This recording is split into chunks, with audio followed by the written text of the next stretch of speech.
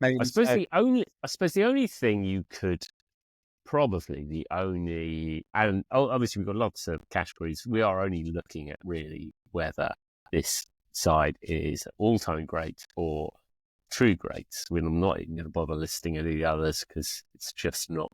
Even you wouldn't be that rogue and that random. But I suppose the only thing you could maybe point at not being that impressive over that period would be the domestic record. But even then, it's not terrible, is it? It still wins some titles. 3 league titles in 6 years. Yeah. It would seem a harsh criticism. Yeah, I mean, there really is very little. It is a shame because I was really hoping there would be something that we could latch onto to kind of pick apart and suggest that maybe they weren't that great.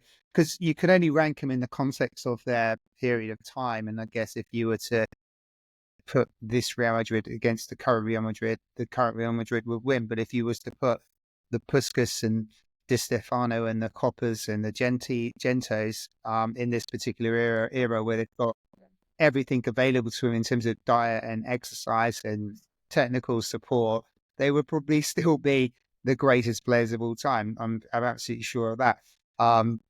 So you can only rank them in the context of their time, and at their time they did dominate the European Cup competition, and it was an easier competition to win. We must stress that.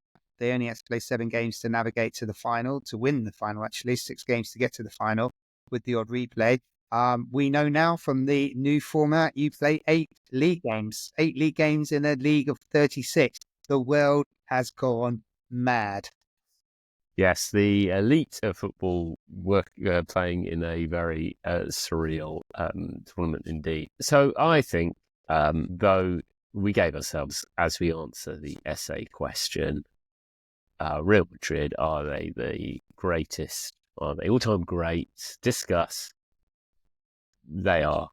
Real Madrid, 5 times European Cup winners, all-time greats. So we have, unbelievably, done 2. That having barely touched that category, we're in episode 4 of this new season, and we've already done 2 all-time greats joining Uruguay as all-time greats this season. Real Madrid have become La Decima in our all-time greats list. They are the 10th team.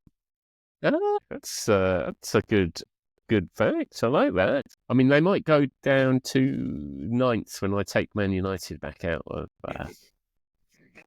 That ship has sailed. It's never sailed. There'll definitely be a Champion of Champions series episode at some point.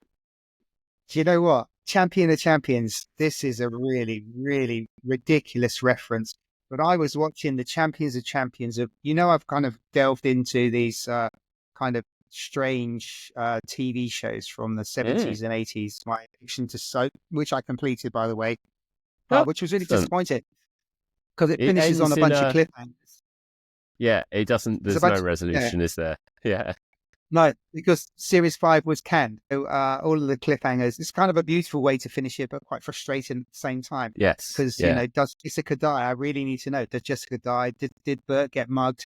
But anyway, Champions of Champions, one of the things I did kind of find myself watching the other day on YouTube was the Superstars, Champions of Champions from 1981 that was held at Handycross Sports Centre in High Wycombe, a location that you and I are both familiar with the great Brian Jacks competing with David Emery. Brilliant. The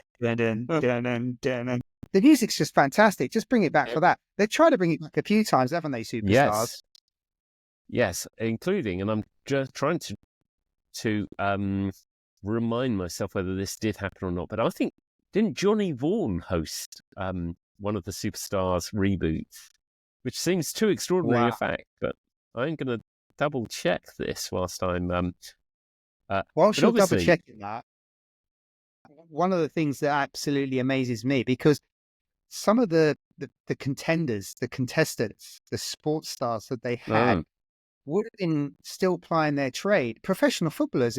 Yes. So, there's like Glenn Hoddle and Kevin Keegan. Kevin Kevin Keegan on the Keegan. bike. I mean, Kevin Keegan on the all bike. roads lead to Kevin Keegan, don't they? So Kevin Keegan competed as well when he was still competing at the highest level of football. This is Yeah. before his Southampton move. It's just incredible that these sports stars were allowed to go off and have this kind of serious jolly in the summer where they could run a mess and get injured, as Keegan did. He fell off his bike. Yeah, the famous crash.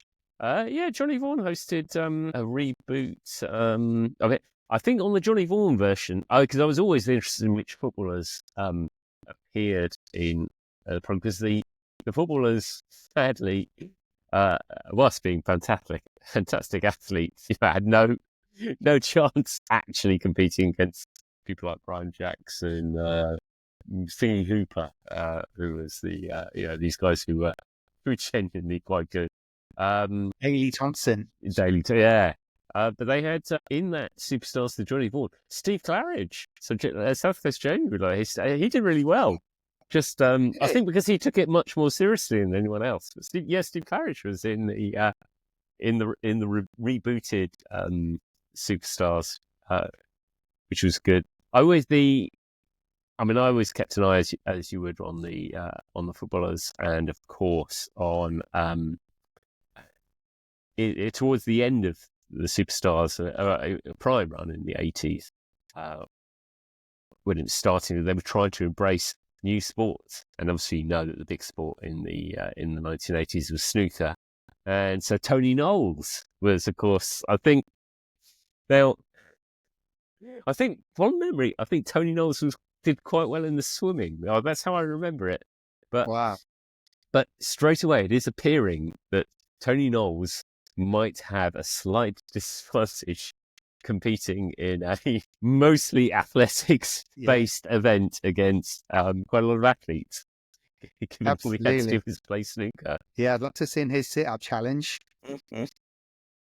Tony Knowles and Superstars. I'm going to look this up as well. Stars Challenge. I think Tony Knowles might have been in the Challenge of Challenge Champions. Challenge of Challenge Champions. Yeah, the champions of the champions I watched. The footballer was Malcolm McDonald. Oh, Malcolm McDonald. Yeah. Oh, the theme tune's amazing.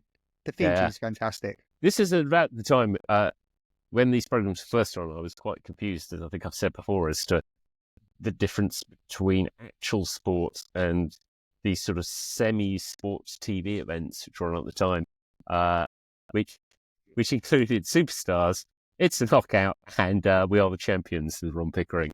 All of which I kind of thought were proper. I think even I thought We Are the Champions probably wasn't proper sport, but there you go. Brilliant.